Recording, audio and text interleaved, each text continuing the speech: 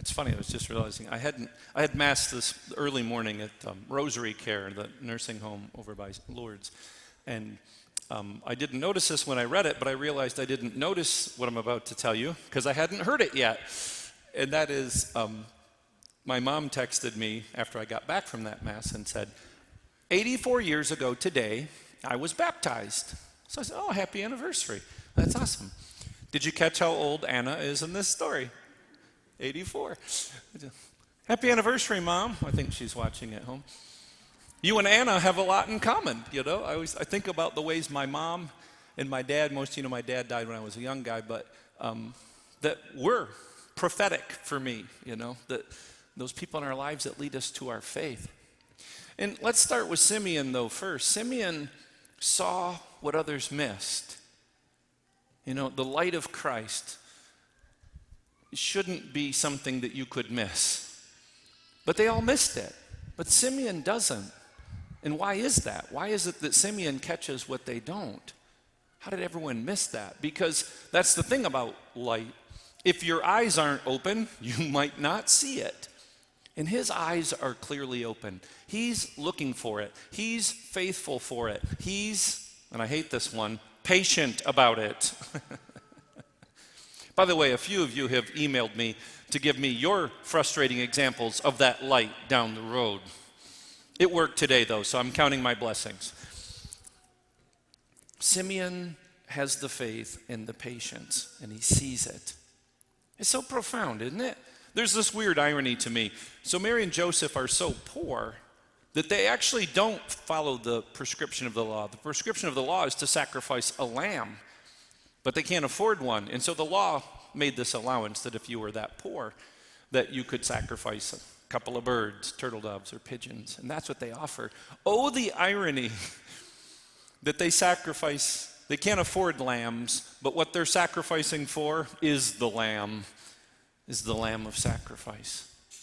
And so as we think about the ways in which are our eyes open for this light of Christ, as I was kind of working through the week, I was reminded of when I was studying in Bolivia. We ended up, I think I've preached on this before, but we ended up doing this national park tour that no one prepared me for. In hindsight, I would not have done it. I'm glad I did it, but hindsight, I wouldn't have done it. It was very dangerous. No one had prepared me for that. There was no safety ropes or nets. We were climbing mountains. We were all over the place. We were underground, and that's the point of the story today is we went into this cave, and nobody told me what we were doing or how long we were going to do it or how deep we were going to go. And so when you do something like that and you don't know when or how it ends, it's very stressful. So we're going down and down and down and down and down.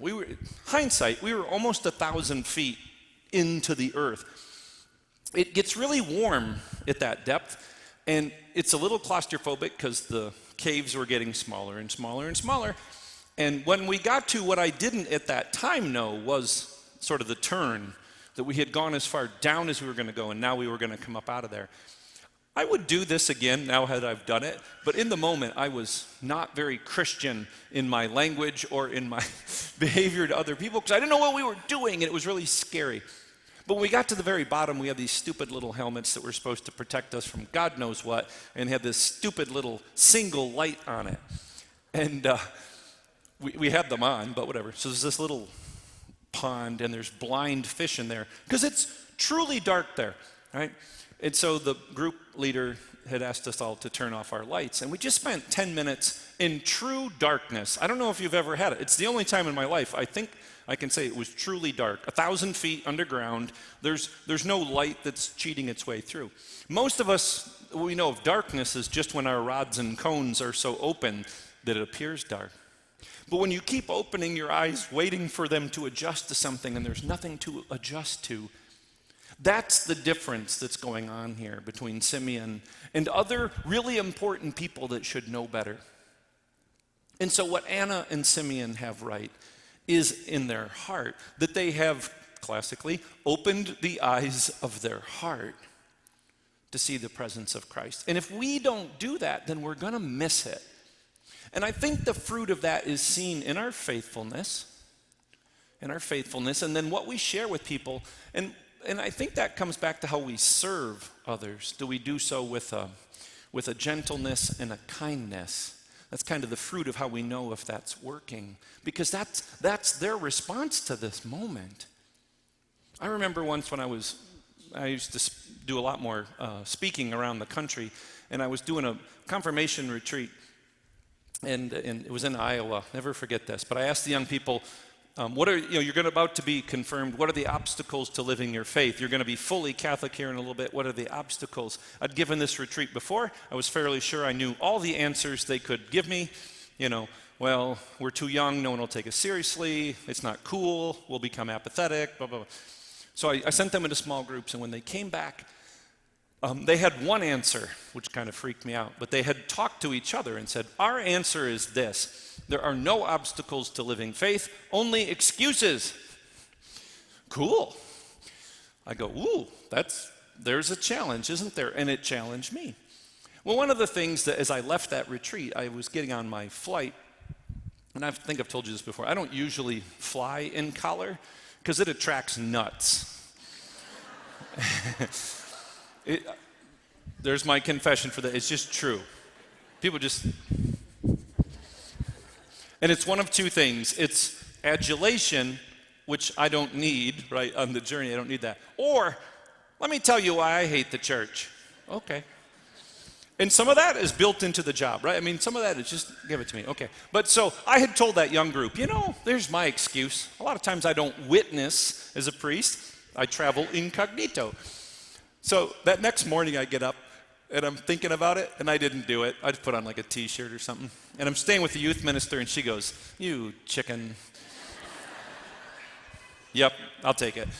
So I'm on the flight, and it was 2 flights. You can't get anywhere in this country from Iowa. If you did not know that, you can't. They can take you to Rochester or Minneapolis, that's it.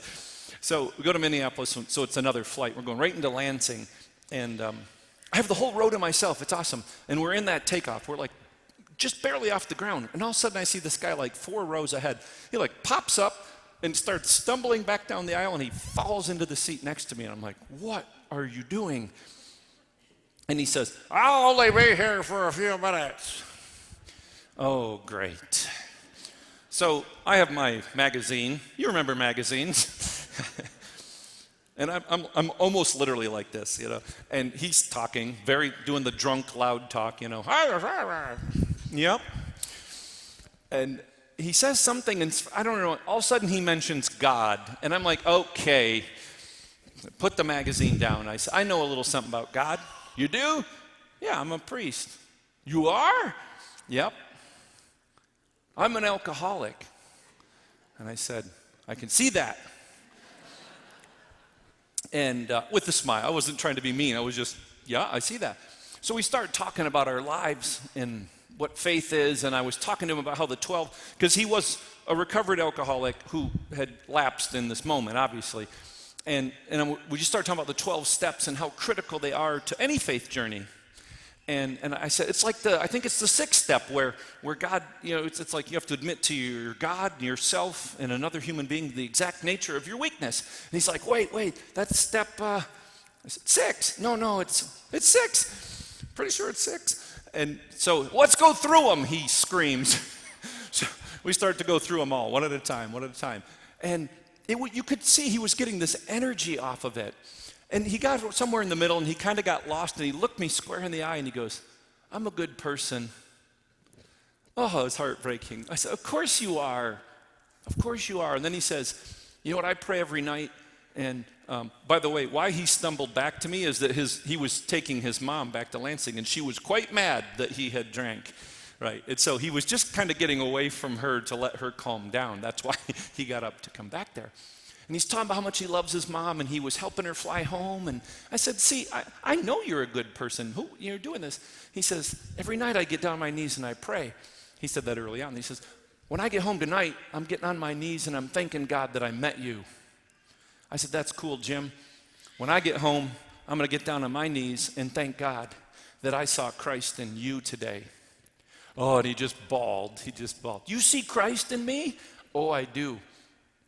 Now, I don't tell you that whole story to pat myself on the back because I selfishly wanted nothing to do with that moment. I had done everything to avoid it. But at that critical moment when he just mentioned God, I was like, okay, it's like when you close your eyes so tight to try to not see the light and then pretend it's not there, like a little child playing peekaboo, you know? But in that moment, and again, that was almost 20 years ago, I think of Jim all the time. I pray for Jim all the time. Because Jim's story is really all our stories. Because at some point I said that to him. I said, Jim, you're a good guy. It's just your demons are out on parade right now. We can all see them. I got my demons, they're just under my coat. That's the only difference. And so Simeon and Anna, they opened themselves to see that light. That's why I said, how are we going to present ourselves? That's what Mass is, right? Sometimes you'll say, why do we do Mass? We do the same thing every week. Because we're still learning how to present ourselves to God. How are we an offering? How are we a sacrifice? That's all the things going on at this event for Jesus. They're making an offering of sacrifice for him. And we make an offering of sacrifice for ourselves.